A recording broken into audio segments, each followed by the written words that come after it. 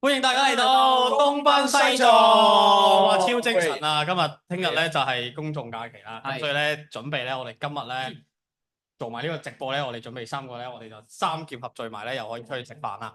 咁啊 A 哥就上個星期病咗啦，咁啊同個股市就成為咗一個正向嘅關係啊。同病相憐啊嘛，同病相憐啊！跌到最低谷嘅時候啊，A 哥係病到咧出唔到嚟去做直播，咁所以咧之後我哋上個星期都休息咗一日啦，咁所以咧今日咧就同大家咧 update 翻咧即係呢個零星期啦個市場嘅狀況啦。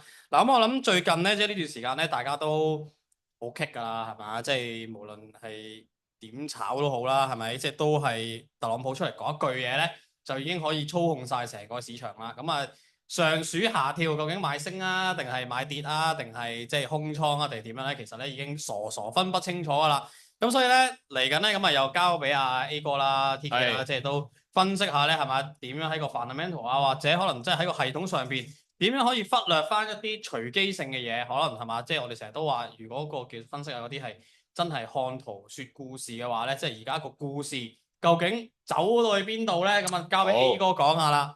好好啊，大家好啊，好耐冇見啦，成2個禮拜啦。係其實咧咁啊，我哋對上一次見咧已經係真係呢一個貿易戰，即係嗰個對等關稅嗰張表出到嚟，記唔記得啊？即係嗰個審判日，2個禮拜前係啦，審判日嗰日。咁其實過去呢2個禮拜咧，我覺得即係除咗係即係對等關稅之後嗰幾日就跌得好順啦，即係個順勢好順跌落去之後咧，咁跟住啊特朗普又出 cheat 啦，又彈咗，我記得大家都會有印象，上個禮拜三啊美股市佢一日升咗10%啦，由低位喺度。咁跟住其實到而家咧，我都覺得係一個比較反覆嘅位置嚟啦，即係升又升唔好起，跌又跌唔好落咁樣樣。咁所以即係如果你話從一個比較 technical 啲嘅位置咧，我覺得大家可以留意翻咧，就係對等關稅，即係嗰個審判表拎出嚟之前。NDX 嗰個位咧，就大概係19,300至19,400，咁大家係可以留意翻。日子幾號啊？4月2號啊4月2號，NDX 大概係啦，大概係19,300、19,400咧。我都記得嗰一晚，因為我都有睇直播咧，就係佢一話10%嘅時候咧，係由19,300、19,400升到2萬啦。咁佢公佈咗之後咧，就由2萬直插去到嗰日去到18,000，咁啊最低差唔多去到16,400咁樣樣啦。咁所以我覺得咧，19300咧，如果大家咧係要即係覺得啊美股會唔會好似要做翻一個順勢交易咧，我覺得19300會係一個比較關鍵啲嘅位置咧。如果唔係咧，我覺得都會係一個比較挫一個波動比較挫上挫落嘅一啲嘅位置嚟嘅。咁啊，如果問我個人嘅話，咁啊，大家可以有兩類嘅做法啦。第一嘅就係所謂叫去到近嗰啲阻力嘅位置，就沽空翻啲 Mat 7啦。因為始終我覺得咧，Mat 7喺嗰個估值啦，喺嗰個業績啦，同埋喺嗰個 position 嗰方面咧，其實都幾不利於 long 晒。咁啊，因為而家開始會有多啲對於宏觀環境嘅不明朗啦，咁嗰啲嘅數據中心或者係 Mat 7自己，佢哋會唔會即係開始吸嗰啲嘅 AI capex 或者開支咧？咁再加上佢哋本身嘅業務啦，包括係 e-commerce 啦，包括係廣告啦，咁其實呢啲都係同一啲個宏觀經濟太過息息相關。同埋第三個就係估值唔平，再加上咧，其實過去冇講過去10年啦，咁過去1-2年或者2-3年，大家都聽到 Mat 7神奇測神奇測，其實有好多嘅被動嘅 ETF 啦，或者唔同嘅國家大嘅儲權基金啦，或者一啲嘅基本上所有基金、所有最大型嘅對沖基金咧，佢哋都會擺呢啲咧喺佢哋嘅 top position 嗰度。咁所以而家可能咧機構嗰陣咧，我覺得應該都 sell 得好多下㗎啦。咁但係我覺得 retail 嗰陣咧應該係未 sell 嘅。係啦，咁所以喺呢一方面，我覺得 Mat 7咧，其實係如果大家要去做翻一啲嘅對沖嘅話，我覺得咧對沖即係 Mat 7，可能尤其是係 Apple 啊、Google 啊呢啲咧，其實係一啲比較所謂叫安全啲嘅 short 啦，就唔好去 short 一啲即係所謂嗰啲beta 個屬性比較多，即係好似係NVIDIA 啊，又或者咩 Robinhood 啊呢啲咧，咁啊，你 short 佢呢個過程咧，可能你最尾有賺錢，但係咧你嗰個過程係非常之唔舒服嘅咁樣樣。咁第二方面就係、我覺得可能大家都可以留意翻啲 relative strength 啦。早幾日啊，TK 都喺個群組嗰邊都有分享過兩隻啦，PLTR 同埋呢一個 CrowdStrike 啦。咁其實你從翻個基本面睇咧，咁我覺得我自己會中意 CrowdStrike 多啲嘅，因為始終 PLTR 係即係個估值太過即係冇 support，即係佢可以因為一單 news，譬如佢話啊突然間嗰、個訂單唔俾佢或者收咗個訂單咧，佢有機會出現呢啲咁嘅 news，但係 CrowdStrike 可能我哋都出現過CrowdStrike 啊嘛，係啦，即係大家我要覺得咧就係其實會驚呢啲事情咧，就係如果你個估值係去到一個好 stretch 嘅情況之下咧，一出呢啲事情咧，其實個 valuation 係完全冇一個保護嘅咁樣樣咯。咁另外我哋之前可能早2-3禮拜都有講啦。Spotify 同埋 Netflix 啊，呢啲都係一啲相對嚟講喺呢一浪嘅大跌市咧，其實佢哋已經基本上係去翻4月2號，甚至乎係高過4月2號嗰陣時嗰啲位咁樣樣。咁所以我覺得，如果要喺操作貨方面嘅話，即係啊咁波動，我其實我自己即係我可能大家都希望有一啲嘅 action 可以做啦。其實我自己就建議咧，就係如果大家真係睇得唔明咧，其實係少做嘅。咁但係如果大家都係好想即係所謂指引又好，或者希望攞翻個市場感覺到可以從呢兩個方向去考慮下點樣操作咯。即係宏觀嗰啲嘢，我覺得大家都會知道。但係其實我自己都有深入了解過。其實我覺得今次其實都，我覺得最主要真係對個商家個信心真係太大影響。即係唔同啦，上年8月。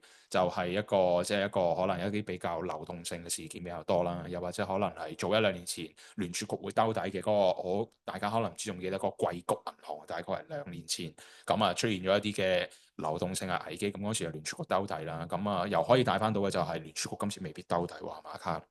係啊，嗱咁我喺度接住落去講啦。咁其實喺嗰、個咁A 哥講得好多係 macro 嘅層面啦。咁其實 technical 咧有啲咩可以補充咧？咁第一樣嘢咧，其實個市咧係的確係極度難操作嘅嚇。咁因為第一樣嘢咧就因為港股被動於美股，咁美股咧被動於特朗普啦。咁你見到其實你炒美股咧，其實已經都係被動。其實係炒特朗普咯。係啦，咁咧特朗普會係一個好重要嘅一個因子啊。咁而呢個因子咧係好難去估算。咁例如可能早幾日啦，咁啊曾經都有諗過 Donald Trump 係咪開始軟化咧個立場？咁但係轉個頭佢又加中國關稅啦，去到200幾啦，係嘛？咁上次我哋都有講咧，其實50、100、85其實係冇乜用啊，即係基本上係冇談判空間啦，係咪？咁第二樣嘢咧就即係講喺個 macro 上面咧，咁啊都係比較多壞消息啦。咁另外就係美聯儲主席啦，咁啊鮑威爾其實最新嗰個講話咧，其實都冇乜點樣去為個市場兜底，咁基本上都係射波嘅啫，將個波射翻俾特朗普啊，講啲廢嘢啦。簡單嚟講，對個市場冇乜啟示，咁啊偏淡啦。咁啊見到其實佢講完嘢之後咧，個市都有啲反應嘅，但係又唔係話好差。咁但係你話喺一個交易層面咧，點解難操作咧？第一樣嘢，而家個市咧係冇趨勢嘅嚇，即係你覺得好淡但係最急嗰個跌勢咧又已經係跌咗啦。係咁啊，可能你部署下一段啦，係咪？咁啊下一段嘅話，你依家期待有冇一啲更加壞嘅壞消息咧？係咪？即係比關稅更加差嘅，可能數字上加到500係嘛？或者係真係要除牌嘅啲中概股，可能係啦。咁第二樣嘢咧就係如果你做升嘅話咧，其實而家個趨勢咧又係冇嘅嚇，基本上係好震盪嘅，即係你只能夠焗住係做啲極度短勢嘅交易嘅，咁可能即係短到咧係 day trade 啦嚇。雖然我哋曾經都恥笑過啲 day trade 啦，咁但係咧其實而家 day trade 咧係最容易生存。使唔使落翻個廣告先？點解係最容易生存到嘅嚇？即係每一個交易風格咧，總會有佢嘅周期嘅。我覺得大家有兩個方法，一係做 day trade，一係就睇勁長。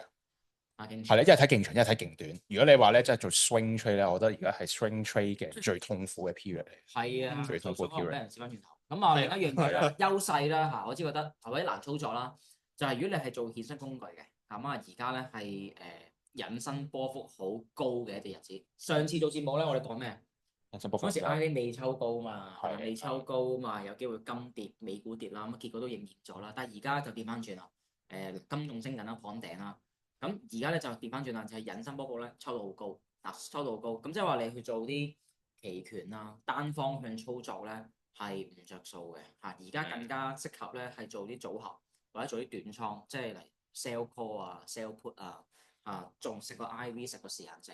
咁我覺得呢啲時間咧個難度挑戰係會大啲嘅。咁但係我調翻轉咧，其實呢啲事咧其實最多嘢去睇到啦。即係我自己教班啦嚇，第2堂都講到其實。喂，選股睇相對強度，睇啲股份嘅表現咧，跌市先見到嘅。因為牛市、升市咩都升係好正常啦，係嘛？升多升少嘅啫。咁但係跌市咧，好多時係印用一個投資機會嘅，即係總有啲股票咧唔係點跌喎，係咪？好似 A 股啱先講，喂 Max Seven 都唔係每隻都跌啦，係嘛？有啲係幾穩陣嘅，即係相對強度比較高嘅。咁佢會唔會有機會咁差嘅市都唔跌嘅時候，當個市要翻嚟嘅時候咧，佢係最快個反應咧？咁有機會嘅。咁嗰啲就會喺跌市啦，下一個好差嘅市況咧，即係呢一刻咧，就最容易係會揾到啦。咁所以咧嗱喺度咧都又賣下廣告先啦，係嘛？即係如果大家真係想知道點樣可以揾到啲強勢股咧，點樣可以好似頭先咁，好似 A 哥咁講咧，揾到一啲 relative 相對強度啊，係啦，相對強度比較強咧。係其實我哋個課程裏邊咧都有教咧點樣可以揾到一啲同個市去比較啦，係嘛？即係可能行嘅時候又快過去啦，跌嘅時候又會比較跌得慢啲啦。呢啲股票咧，咁我哋都會 focus 喺個系統入邊咧係可以去揾得到嘅。咁所以咧嗱，頭先又翻去啦，即係我諗每個風格其實都會有佢一個優勢之處啦。即係我諗喺唔同嘅狀況，其實都係適合用一啲唔同嘅方法。咁可能而家就係適合俾你做一啲嘅短倉啦，或者可能做一啲期權上面嘅組合啊等等。咁啊，亦都總結下頭先啊呢個即係講嘅就係我哋主要咧而家 focus 喺嗰個重點嗰個位咧，就係揾一啲比較下即係叫做強啲啊，強唔係強啲咧，同埋咧係一個市況好差嘅時候咧，啲人咧即係匿喺屋企咧聽歌啊，係嘛，睇下 Netflix 啊，即係呢一啲方面咧，可能就會即係比較真係喺即都喺個股票上面咧反映咗佢嗰個強度啦。咁另一方面就係即係TK 成日都會喺我哋個 group 入邊講嘅一啲 Cartrap 啊、Plenty 啊等等咧，咁呢啲即係我諗都係集合咗好多即係個系統啊，同埋即係個人嘅一啲嘅主觀嘅意見啦，咁啊即係去篩選出嚟嘅一啲嘅股票，咁所以咧即係大家睇完係嘛，即係都可以嘗試喺呢啲方向嗰度去做啲部署啦，咁啊有冇啲咩補充啊？美股用？暫時冇。嗱咁如果美股冇咧，咁啊又翻翻去我哋好被動嘅市場啦，係嘛？嗱，港股咧而家都真係都即係你話佢差咧，佢又唔係差啦，係咪？即係話佢好咧，佢又好似唔係特別有啲咩跡象。咁啊，即係我諗而家如果真係有啲炒開港股嘅，又未必可能會睇美股嘅，即係有啲咩部署啊，或者可以點樣跟到嗰個 trend 去做咧？我想問咧，1787係咪半新股嚟㗎？1787係咩嚟？山東黃金應該都唔算半啊，都好幾年㗎啦噃。應可能佢，但係係啊，我覺得純粹係咪就係因為黃金咧？哦，唔係啦，我想 display 下我個即係選股嘅嘢。好啦，而家 display 緊嘅係一個咧，我哋個AI 嘅股票系統啦嘅一個最新嘅一個測試版，可唔可以咁講？咁啱先揀咗咧，即係喺 up trend 啦，咁然之後個股價都要20蚊啦。咁然之後咧個市值啦，咁跟住就市值都跟住做咗個 relative strength 係連續3日上升咧，我一撳出嚟咧就有一堆港股，咁我撳到一隻就1787，但我見到好似冇息，我諗緊係咪有 bugs 定係點？哦，OK。咁你見到咧，仲有一隻3939。3939都係黃金。mining。係啊 mining，咦點解冇息嘅？呢隻有啦定？哦，呢個係長和。試下撳一撳先。我咁撳。係咪你個工程師喺後面做緊嘢？咦有啦。工程師 update 緊可能。3939。喂，你講住嘢先。我講啲嘢，咁啊交俾 A 哥咁啊講下好啊關於港股方面啦，係嘛？即係而家好似又唔升又唔跌，又冇 trend 又冇剩，即係有啲咩又可以即係建議下大家有啲部署啊咁樣咧？係，咁我自己覺得，反而我覺得呢個港股嘅操作咧，可能同美股就啱啱好相反啦。因為之前就講過呢一個美股嗰啲大 cap 啊，即係嗰啲科技股應該逢去到啲阻力位咧，就應該係要沽空嘅，即係要 short 嘅。反而咧，我覺得咧比較大啲嘅香港嘅科技股咧，我覺得始終嗰個絕對估值啊，真係比較平。咁所以反而嗰個操作咧，反而咧係好似可能去翻早2-3年前講過嘅操作咧，穿底就應該要鬧。我自己覺得嗰個操作方法，即係如果假設大家個市，即係我覺得大家個市況喺呢啲所有嘅宏觀事件未有解決之前，我覺得都係一個算係波動嘅情況之下，咁或明波動啊嘛，波動就真係上下戳嚟戳去啊嘛。嗯咁我自己覺得咧，喺上下戳嚟戳去嘅時候咧，不過呢個係好考驗大家嘅耐性嘅。我自己反而嗰個操作咧，就係、可能會唔會係穿咗某啲我哋成日都覺得嘅一啲嘅 support 之後咧，反而要鬧港股，即係會唔會呢一個係一個喺波動嘅市況之下其中一個操作？係係啦，我啱啱諗起，我同美股唔同波動係上下錯嚟錯去，係咩意思？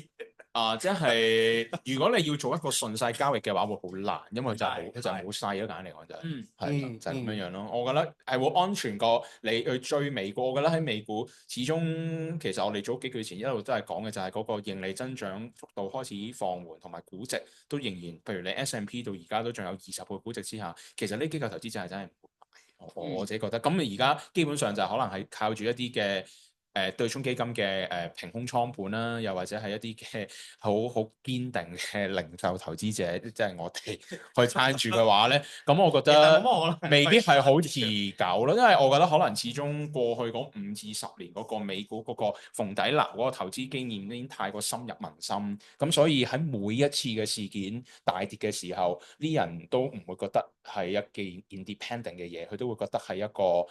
統計學上邊仍然係逢底就要鬧，逢底就要鬧，即係會有呢個咁嘅 mindset 咯。咁但係呢一個 mindset，我覺得最大嘅問題就係，如果喺呢一個宏觀經濟面同埋呢個估值之下，假設佢真係 turn 到一個 bearish 嘅情況之下，係可以輸好多錢。係咯。金股點睇咧？咩啊？金股點睇啊？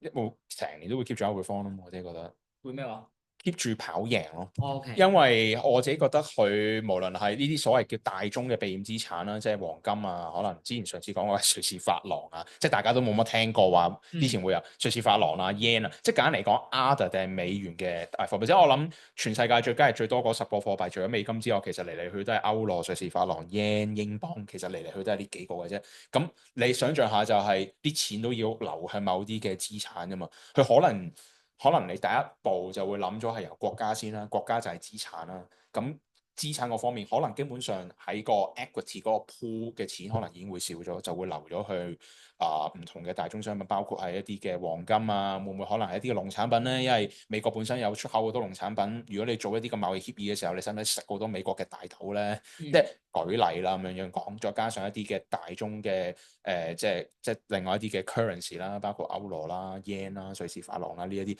即係我覺得喺呢一啲方面，其實大家都可以留意，就唔係淨係股票咁樣樣啦。即係當然股票係對於你個人嘅財富增值嗰個速度或者升值一定係會大過呢一啲嘅。咁但係如果除咗呢一方面之外，可能呢一啲即係如果從股票就黃金股啦，或者好簡單嘅就係貨幣嘅話，會唔會可能呢啲都係其中一啲所謂避險或者嘅選擇咁樣咯？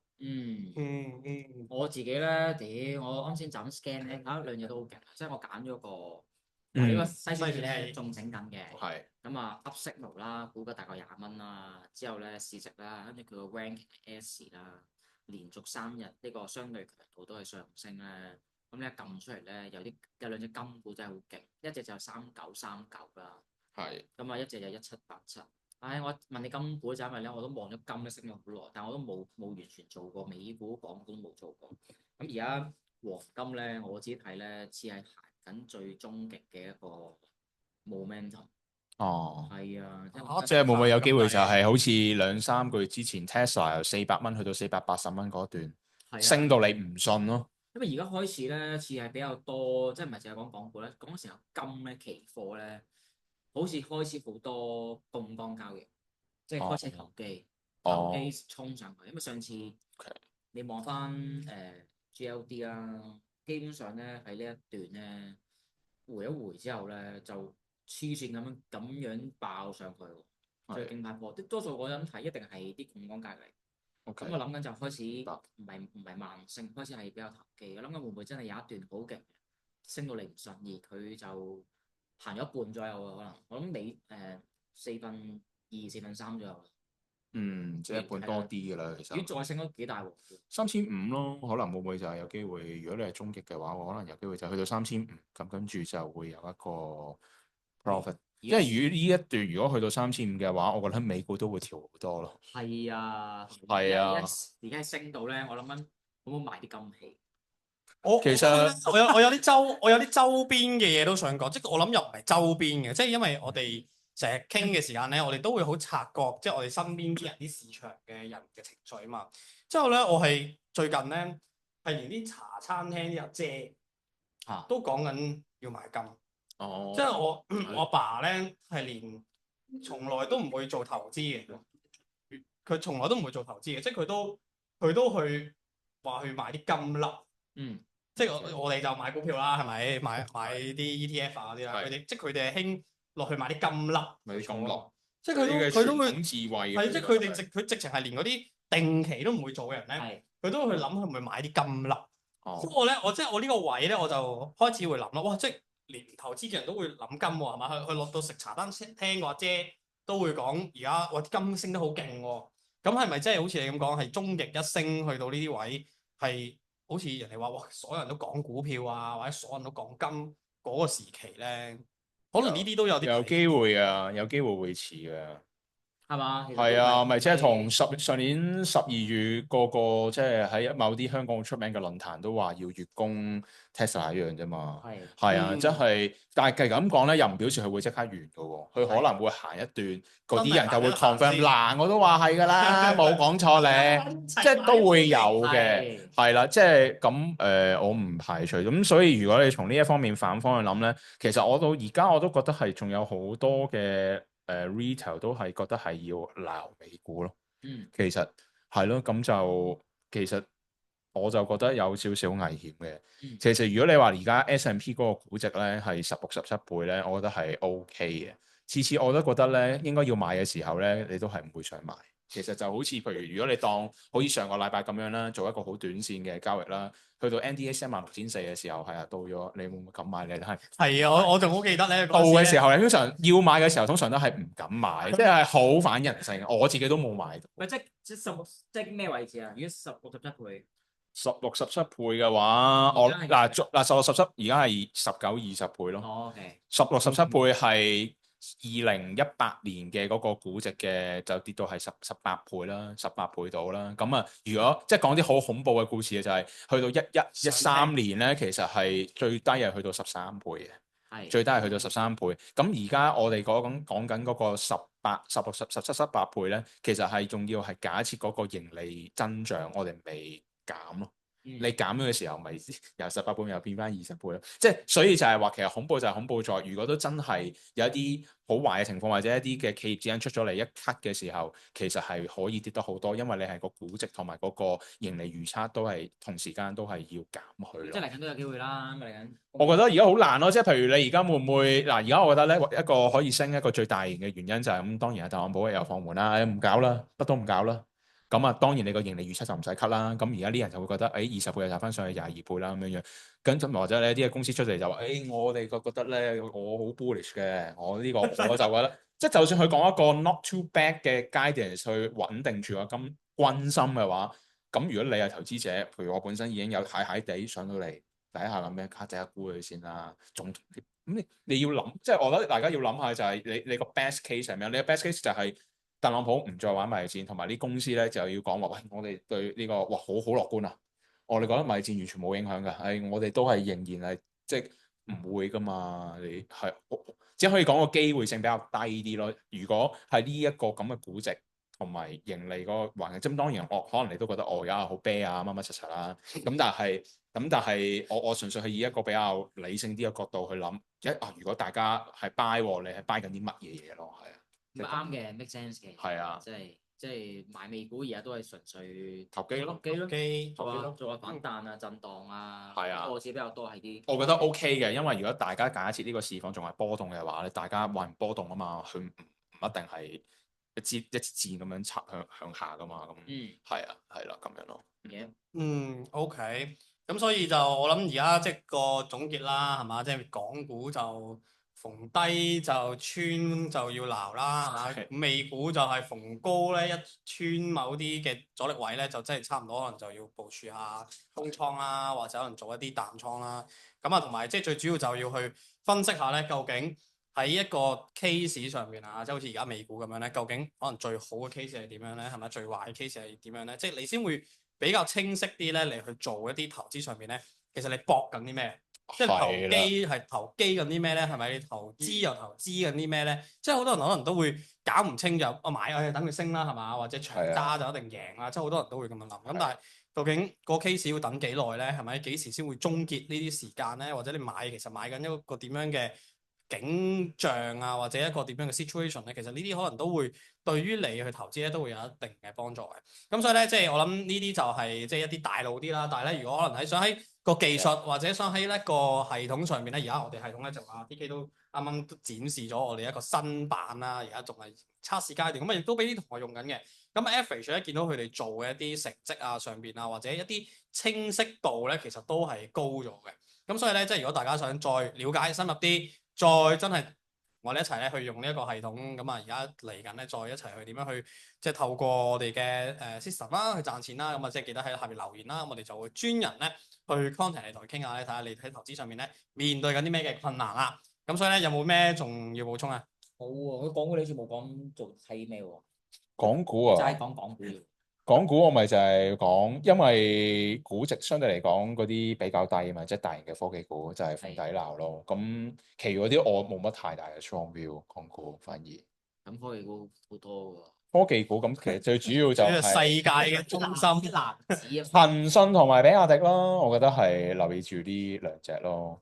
係啊，嗯981咧，其實我哋之前都有講，但係佢981咧，其實啲 flow 都幾 inconsistent。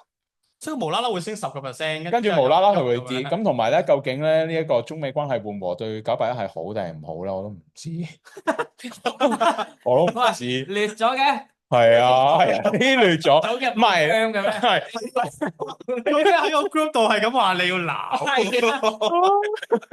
咁我錯啦，我都係人嚟嘅，咁啊，我都係會受呢個情緒。我今日都諗住入唔入係啦，講。係啊，咁我覺得都係好事啦，係咪？即係最近咁挫嘅市況其實。咁大家可能都覺得我可能帶俾大家嘅 beneficiary 就係、我可能呢一方面都開始有啲燈咯，即係981。咁啊，如果我可以呢個燈係令到你哋可以賺錢嘅話，我都係非常之開心嘅。係咁，我係啦，因為我有價值啊，起碼係咪先？咁樣其實都係好事嚟嘅，因為有陣時如果個 point 啊或者個 view 太過自我啊或者太過 strong 咧，其實可能呢啲亦都係唔能夠令到你喺市場上面保持一定嘅彈性啦，或者可能隨時都會因應一啲市場嘅突如嘅狀況，能夠去改變到一啲嘅睇法咧，其實都係比較難去應對而家呢啲市況。即係當然話哇 strong 會賺好多錢，可能喺嗰啲時間咧又會可以有即係呢一個嘅 benefit。咁所以咧anyway 啦，咁啊點都好啦，即係我諗都係好籠統咁講啦，即係咩睇法或者咩嘅操作方式咧，都會有佢特定一啲市場嘅狀況咧，係會比較係會好啲嘅。咁所以咧，而家可能都係處於一個比較短線啲咧，都會好啲啦。咁所以都係咁講啦。想去了解嘅點樣嘅系統咧，即係揾到一啲強勢嘅股票啦，可以揾到啲相對強度比較高嘅啲股票買，亦都篩選到啲時機咧，記得喺下邊留言啦。咁所以今日咧就差唔多啦。好啦，咁啊，下個星期再見。拜拜。啱啱唔記得吸氣。